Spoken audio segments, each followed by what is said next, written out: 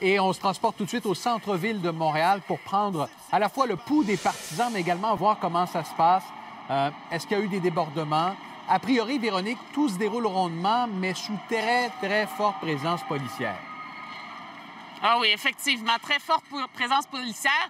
Tantôt, vous l'aviez vu, il y a quelques minutes, il y avait beaucoup de personnes ici à l'Avenue des Canadiens de Montréal, devant la cage. En ce moment, il y a presque plus de fans, quelques-uns ici et là, surtout des policiers, des agents de sécurité. Il y a encore quelques personnes qui sortent du Centre Bell, des restaurants ici et là. Mais vraiment, là, toute la foule a été dispersée. On vient d'entendre à nouveau des feux d'artifice sur la rue René Lévesque. Alors, on sent que les gens sont plus vers le centre-ville en ce moment. On les entend go abs go et chanter olé olé. Alors, vraiment, là, ici, près de nous, c'est vraiment rendu calme. Là, toute la foule est dispersée. Les gens sortent, mais je pense que ça se dirige vers le centre-ville. Oui, vers notamment le boulevard René Lévesque. Pour l'instant, ouais. Véronique, le rassemblement n'a pas été déclaré illégal. Néanmoins, la forte présence policière, on parle de 2000 agents qui sont mobilisés, s'attend à dissuader d'éventuels malfaiteurs ou des casseurs qui voudraient s'immiscer dans la foule pour commettre des méfaits. Oui, dès le début de la soirée, là, on l'a vraiment senti. Lorsque quelqu'un, un partisan, allumait un feu d'artifice, vite, quelques policiers l'entouraient, lui disaient d'arrêter s'il ne voulait pas sortir, qu'on le renvoie, qu'on le mette en dehors du site. Alors vraiment, on a senti qu'ils étaient là, que leur présence était là toute la soirée. Oui, et on le voit, là, vous le voyez, là, les 2000 policiers... Oui, il y en a plusieurs en ce moment, mais vraiment, il n'y a plus beaucoup de fans, là. Je pense que tout le monde s'est dirigé vers d'autres rues, dont le centre-ville. Oui, vous êtes sur l'avenue des Canadiens, aux abords du Centre Bell. Merci pour ce résumé de la situation, Véronique. On va se transporter aux alentours du boulevard René Lévesque. On est à la sortie des bars, à la sortie du Centre Bell. Il y a des gens qui rentrent à la maison. Félix Séguin, comment ça se passe de votre côté? Ben, ça va se passer assez bien, en fait, là, à moins d'un événement là, qui serait totalement surprenant et hors de contrôle de la police.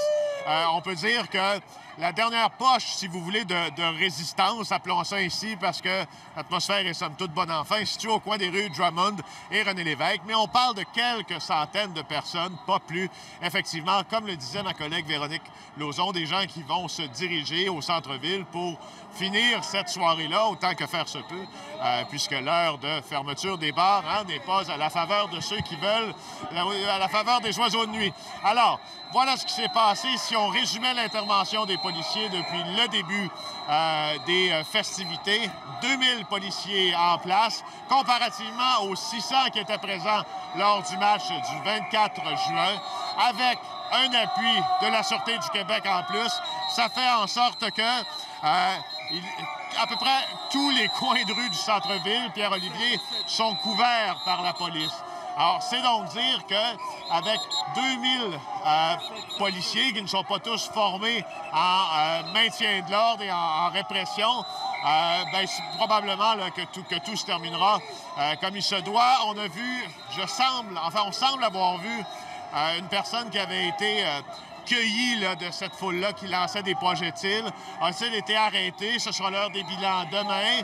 Mais je vous le répète, là, pour l'instant, tout à l'ordre, boulevard René Lévesque et avenue rue Drummond, plutôt au centre-ville de Montréal. Félix, les policiers qu'on voit derrière vous, ce sont des policiers du SPVM. Il y a un soutien également de la Sûreté du Québec ce soir pour s'assurer du maintien de l'ordre.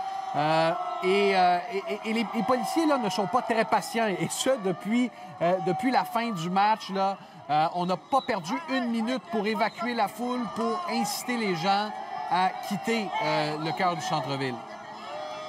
Vous avez bien raison. C'était le mot d'ordre aujourd'hui. C'était pas tolérance zéro, en sens qu'on ne cherchait pas la confrontation, mais on était pour appliquer la mesure forte d'abord à tous ceux qui tenteraient de lancer des projectiles devant les policiers. Primo. Deuxio, rappelons-nous que le 24 juin, lors de la dernière victoire du Canadien contre Las Vegas, le directeur du SPVM, Sylvain Caron, qui n'est pas connu pour sa grande patience quand ça tourne mal, a donné le mot d'ordre que pour le match de ce soir, enfin, pour le premier match où le Canadien serait face à l'élimination, donc ce soir, on était pour faire les choses différemment. On a réquisitionné le stade olympique, acheté des équipements de protection, formé des policiers en urgence afin de bien mater, je vous dirais, d'éventuels fêtards qui voudraient... Et là, Félix, ce que l'on voit, ce sont des pièces... il y a des pièces pyrotechniques, des feux d'artifice qui sont projetés dans les airs. Il faut rappeler que non seulement c'est illégal, Félix, ce que l'on voit, mais ça comporte plusieurs dangers, là.